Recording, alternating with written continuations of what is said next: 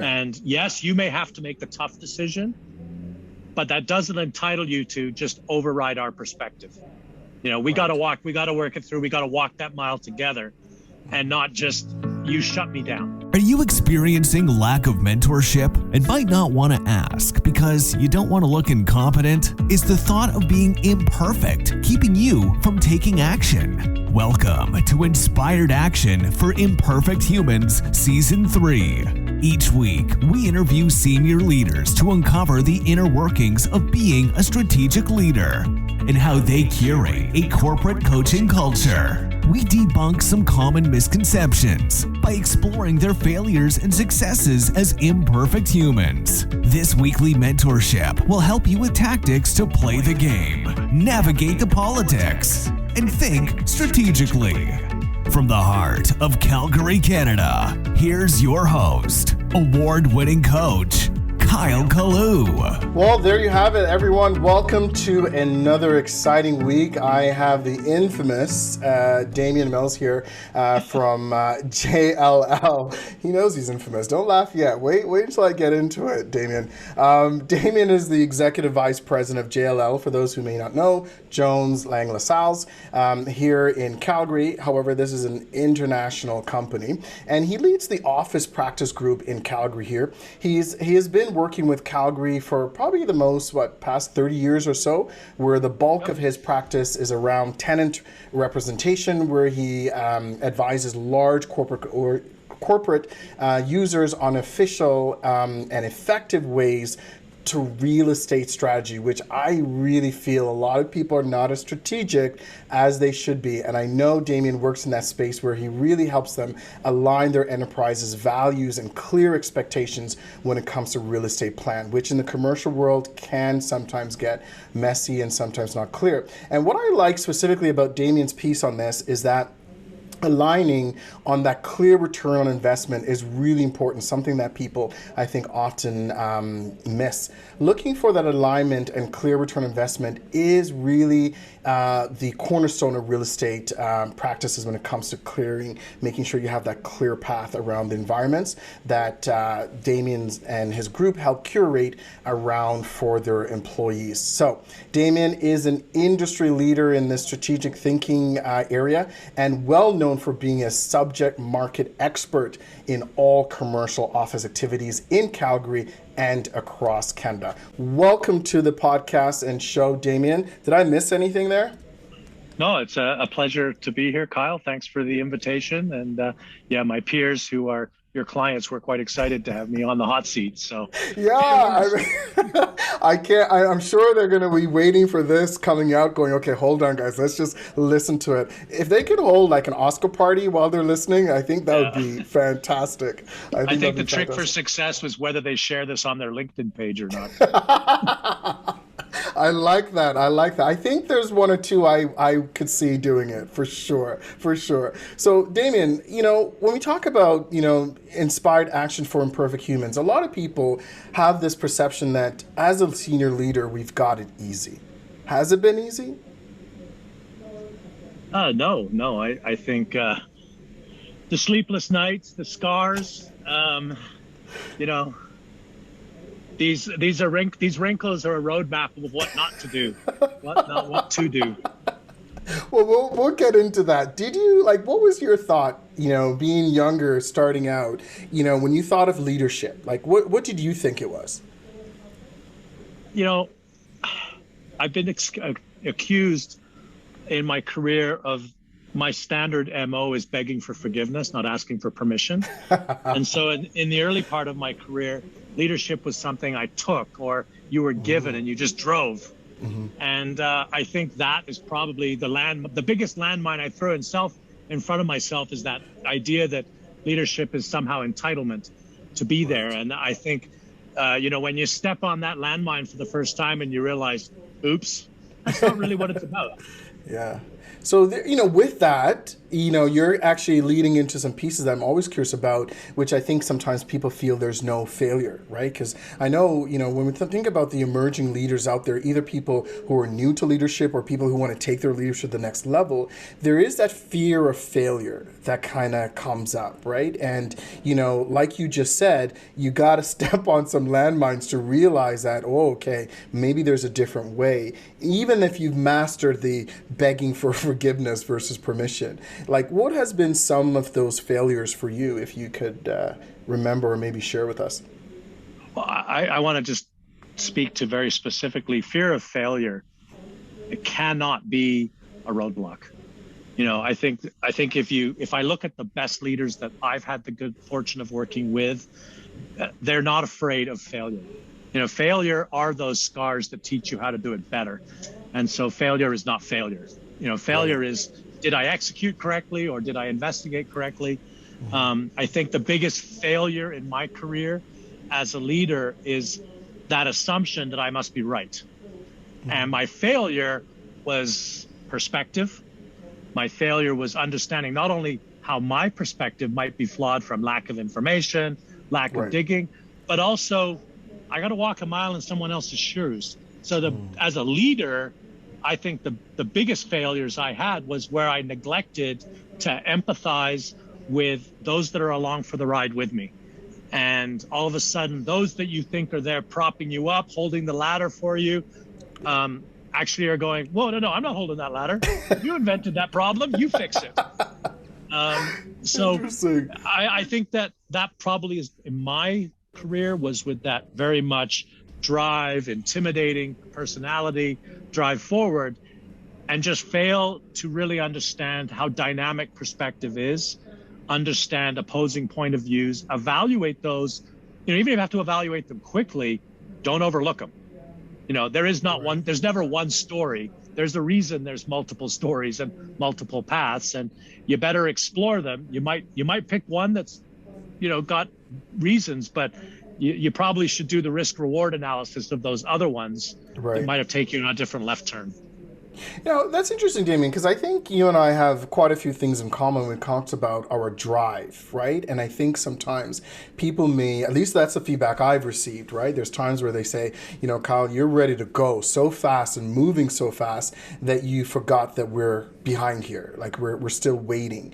And it's not because I didn't feel that they didn't provide any value. It's just because I'm so motivated by drive and direction and results that sometimes that needs to happen. And so what I like that you said is there's moments where you kind of have to, take that step and recognize and empathize, I think it was a word you used, to say, okay, well, where are they? Are they ready for this drive, or did I get all the information? Because there's times where, I know this is going to be a big secret and surprise to you, I have acted on probably half the information, right? I may not have the full information. And so I've made those decisions. And so, and how do you stay mindful of that, though, that you're able to slow down enough to, kind of empathize with these folks that may still not be there yet, to ready to take, the next step? When your DNA is being creative, and I like to think myself as being someone creative in the space that I'm in, one of the problems is being creative and then labeling on the assumption, I thought it, I must be right, drive forward. Right. Like there's many tables that don't sit straight because they measured once and cut.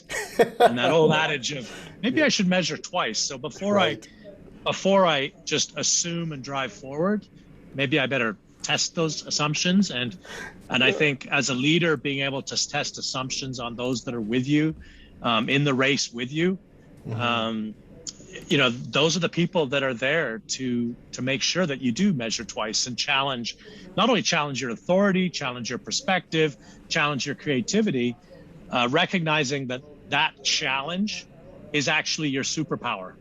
As soon as you just drive forward with an assumption, there's always risk. And so again, having great people around you but does become some of your superpower, because your creativity is now entitled by the support and energy of everybody else. So, that 1 and 1 equal 3 is because that energy comes along. And so just load testing your idea on someone you trust and respect often makes your idea that much stronger. And in our business, it's sales, right? We're a sales culture. So, it basically tests, is the market ready for that path? And sometimes the market's not going to. Your idea could be brilliant. Right. The first person to think of live streaming instead of Betamax. It's like, but remember the guy that did live streaming, it didn't work. Napster kind of worked for a little bit. Exactly. It took Steve Jobs and iTunes to make it work. So you don't have to be first. Maybe you do have to catch up with platform and tools and everything, so that when your idea comes forward, it's much more robust. So I think that's probably a big part of that. Yeah. And, I find, like I said, in previous world for me, I find sometimes people may not feel they could approach us, right? Because when you're a few positions removed, or you hold a certain title in an organization, because sometimes I hear, even for some of my emerging, leaders, clients who says, hey, like, how do I set the next level? And I said, this is great. How do we have a conversation with your EVP or your senior guy? And they're like, oh, I don't know. I don't think he'll be receptive. Whereas you just said, hey, there's times where you don't mind someone challenging. Here's what it is. Like, did we measure it 3 times? Do we need to measure it again? I mean, are you saying that you'd be open to that as well? Because these guys feel sometimes they don't want to speak to us about it. I'll give a specific example where a gentleman on my current team, still on my team, I made a comment on a team call, and I can't remember exactly what I said, but it was something along the lines is, where did this become a democracy? Basically shutting him down. Wow, yeah, okay. I got a call after that meeting, and he correctly called me out on that comment. Yeah. Like, that's not our culture. Yeah. And yes, you may have to make the tough decision, but that doesn't entitle you to just override our perspective. We got to work it through. We got to walk that mile together, and not just you shut me down. And he was absolutely right. And I can tell you, the apology was immediate. And I think an important part of that was, on the next call, an apology to the team. Because it's one thing for a strong peer to stand up to you, but what was the message I sent to the 23-year-old on the team? Right. Who's not used to a 55-year-old shutting him down? Like, have I created a fear factor from them bringing their ideas forward? And so that was a really good learning moment for me to remember, yes, you've got to make some tough decisions. Yes, some days you feel like the entire weight of the world is on your shoulders, but don't forget that by having a diverse team around you, your perspectives are empowered, right? Your perspectives are empowered. Your decisions are now empowered. And most importantly, part of that is they're supported. So you've basically, in my team of 9, my voice gets 9 times as powerful if other people adopt that perspective. So it was a very valuable lesson to learn. I like that. So how did that happen? Because I find if the environment doesn't support that type of speaking up, then most folks don't, because they may not be aware of it's even happening. It's one thing we say, with culture is that it will happen with or without you. The question is, do you want to be deliberate about it, right? Do you want a culture where you didn't really create for yourself? When we talk about curating that, corporate coaching culture that everyone feels they can speak up. Like, was that just unique to this person, or do you feel that that is something that you're actively doing on that team to make sure people feel that they can speak up? I believe we're actively doing it on the team. I think, this is, I've led a number of teams. I've been in a couple of different companies, and my success and failures speak for themselves. But I think, I've always loved the quote, if I see farther than most, it's because I stood on the shoulders of giants. That's not just people that mentored me, but it's the giants that support me, right? And so they give me a comfort zone. They give me a community that allows me to elevate my game. And so remembering that it's their job, it's my job to facilitate them empowering and informing my game. And so it suddenly changes the power coefficient on a team when the leader is looking at his team to empower him. Everybody kind of thinks of the reverse. The leaders empower the team. And yes, they do, but it's a two-way street. And that's the beauty of a really high functioning team, I think, is that there is that give and take, and there is that empathy for perspective. And I think in the last year and a half, 2 years, we've lived through some phenomenal times where, you just have to look at me, 55-year-old white male, privileged. What's my perspective? Well, my perspective is informed by that bias. Right. When you start to have Black people on your team and Asian people on your team and women on your team and young people and older, that's that's my superpower, right? My privileged myopic bias is now informed by very different biases. And as a result, I think we're stronger. Yeah. And so I happen to know a lot about your team, right? You have some real strong, ambitious people on your team. And one thing that, we often speak about is how do they, because team is about a collective results. It's not to the individual result. It's a collective results, which I know you subscribe to as well, Damien. How do you create that on your team where you remind folks that it's a collective results? Because like I said, I'm aware that your team is quite ambitious and everyone plays a role in that. But how do you make sure everyone's diversity or individual opinion gets a voice? Like, what would you say that? Because there's a lot of leaders sometimes out there, that as they may be listening to this podcast and watching today, that they feel if they don't come up with the great ideas, they're not a leader. If they're not the ones who's coming up with all these great decisions, they're not a leader, which, like you just said, there's a collective group that has to be able to contribute to this thing, that some people are on certain people's shoulders, some people are holding certain people up, right, to be able to do that. But with you having such a competitive team, how do you actually make sure that everyone gets a chance to say something at the table, so to speak? Time. I've got to give time. One of my weaknesses is I'm trying to be 2 steps ahead. So sometimes somebody's sitting in the chair right beside me, and I'm listening to them, but I'm thinking about what I need to say next and not absorbing. And focus and time on them and giving that platform where you're actually truly giving time to listen to perspective rather than, the pregnant pause in a conversation where everybody's thinking. And somebody feels compelled to fill in the quiet space rather than, maybe what we should be doing is this collective pause and thinking and figure it out. And on a team environment, having meetings that don't have super structured agendas. Let people talk it through. Let people have the floor. Our team has 3 meetings a week. It's led by 3 different people rather than always me. And for good reasons. I'm a huge subscriber of we focus on our strengths, not our weaknesses.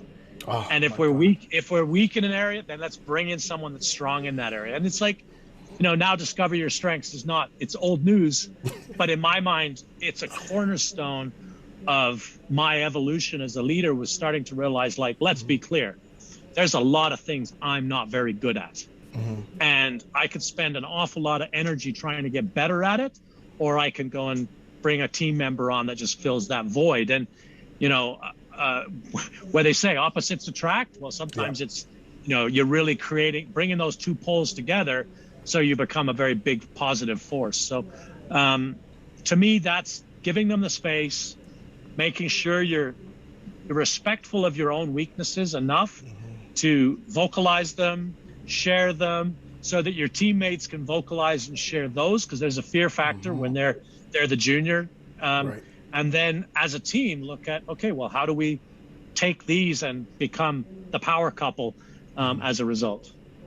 Damien, thank you for saying that piece about the strengths, because I can't tell you how many leaders I've worked with, I've had to untrain them on this whole thing that we have to be this well-rounded, minimum weaknesses, all that, we have to be so good at our weaknesses. And I'm like, why? And here's the thing, even in recruiting, we've set it up to fail by telling someone, tell me about your weaknesses. What's your weakness? I remember, it's been a while I've had to interview for a job, but, I remember when I used to, and they would ask me that question, you know what I'd say to them, Damien? I said, vanilla cake. That's my weakness. It is vanilla cake. I don't know, what is it? And they're like, no, I mean, I said, you're not hiring me for my weaknesses. You're hiring me for my strengths. You want me to bring this to the table, right? Because if I'm weak on it, I'm sure you could hire someone else to be at that. And so when you said that piece around maybe being mindful of it and vocalizing it, because you may not know, there's a guy on your team that loves spreadsheets, and he could be in spreadsheets all day, right? Where I could sit down and says, okay, can you put this in a spreadsheet?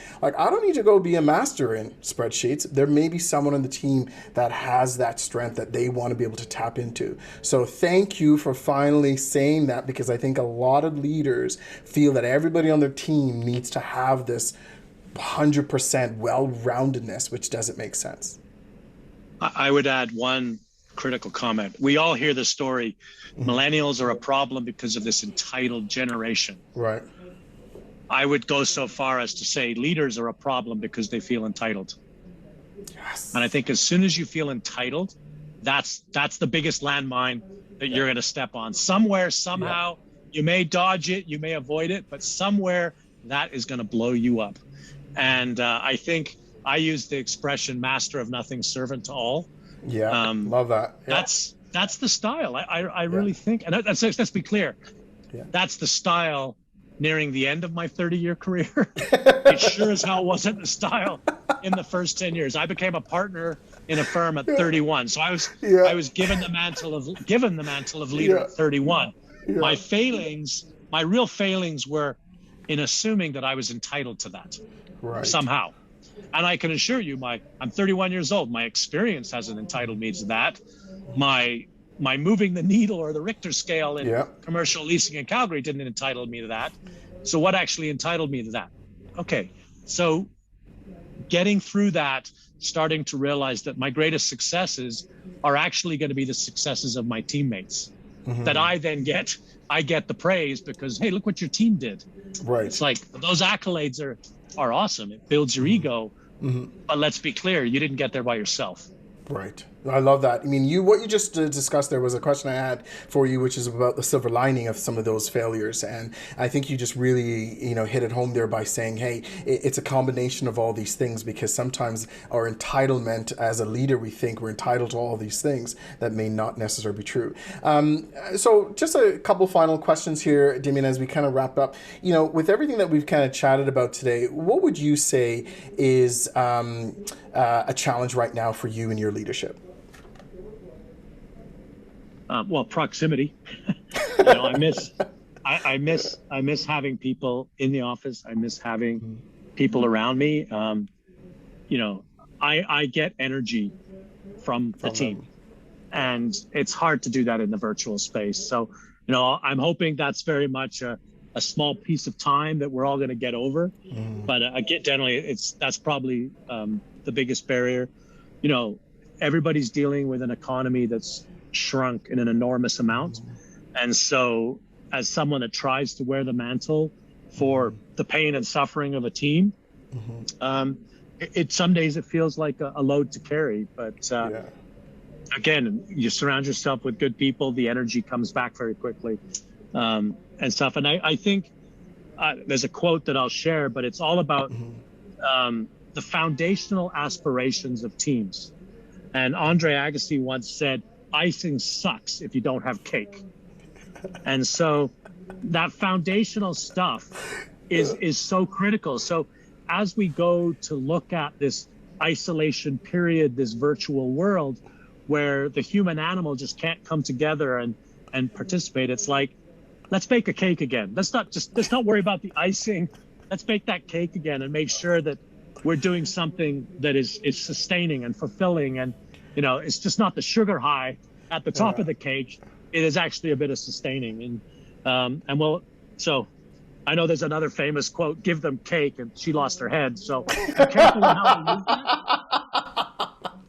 we use that. As you should. Yeah. But I think it's a time, we're in a time where fundamentals and those foundational elements are critical. And my team knows this, and you know some of them. Yeah. Probably my biggest single sentiment to them time and time again is there are no shortcuts. No shortcuts. None. Yeah. There's no shortcuts. And that's sort of my mantra. It's we're gonna outperform because we're not taking shortcuts. Yeah, I love that. My final question to you on that was, what is one advice you would give, an emerging leader, someone who really wants to up their leadership game? Would it still be that about no shortcuts, or is there something else you wanted to add to that? Well, no, I think no shortcuts is a good adage, but I think every year, every time it's your turn to evaluate, I think you have to look at the foundation. I think you have to look at, you can have a dream. Thoreau said, if you built sandcastles in the sky, your work need not be lost. Now put a foundation underneath them. Right. And so as someone that is creative, as someone that is always trying to push and push and push, understanding, take the time, look back. What are the foundation I'm putting? That teammate of mine that loves to do financials. Well, what are the foundations that I'm challenging them to do? The other one that loves to have client engagement. What are the foundational elements that he's got to do? So I think the biggest thing is be introspective and always make sure that you're not getting so far ahead that you're failing on the foundations. And obviously we've gone through a period. I use, as you can tell, I use a lot of quotes. Yeah. But in the middle of an earthquake is not a great time to build a house. And if anything has been earthquake-like in the world of business and economics, COVID's been that. So trying to reset foundations as everything's doing this, not a great time. But don't forget that, okay, what are the foundational elements, those fundamentals that I do have to return to because they're fundamental for a reason. I can return to that safe platform and rebuild. And I can be ready for the next, shaking. Yeah, I love that. Damien, thank you so much. For those who are listening, you've heard some really great mentoring with Damien Mills today as we talk about being mindful of, time, right? Being mindful of your team, being mindful of those people who may be surrounding you, right? Understand that you cannot get there alone, right? And also having that perspective, right? That, you may have a certain perspective of certain ways. However, as a collective team, each of us have perspective and it's worth sharing. We can't just be keeping that stuff to ourselves. It's worth sharing and being able to do that. And then also you heard a little bit of some vulnerability that Damien alluded to when he talked about, apologizing, right? Coming back and being mindful that there's other people on their team and based on a comment that he made and someone actually challenged that. And it's okay to have that challenge. It doesn't mean at the end of the day you're disagreeing with things. You're just challenging a thought or an action that's happening in the team, knowing that it's going to be collective. And so hearing that from the end of the day for you guys to be able to step into that would be really great. Did I miss anything in that quick summary there? No, it's great. Makes sense. Thanks for the time. Thank you so much, Damien. And for those folks who have not done already, please make sure you're subscribing, downloading to this podcast, sharing this, especially if you're from JLL. We need you to share this because people are going to want to hear the inner working of Damien Mills. And don't be afraid, that doesn't always have to be begging for forgiveness. Sometimes you can engage in that asking of that leadership perspective. So until next time, thank you for joining. A pleasure having you guys listening. We have another exciting leader coming up next week. Take care. Thanks. There you have it. Thank you for listening. It's our goal to build a global community of inspired action takers, and we can only do that with your help. So, if you love Inspired Action for Imperfect Humans podcast, please leave us a review on your favorite podcasting app. Provide a rating, download, subscribe, and share us on your socials. New episodes every Tuesday. You've heard from us. Now, we want to hear from you. Keep the conversation going by joining our private Facebook group, Inspired Action for Imperfect Humans, or go to inspiredactionpodcast.ca and tell us, what is the inspired action you took this week? Next week on Inspired Action for Imperfect Humans. It's a holistic approach. I mean, the money, the business is an important side of things, but if that's all I focused on with these individuals, Alexi cares about his bottom line, and that's all he wants, right?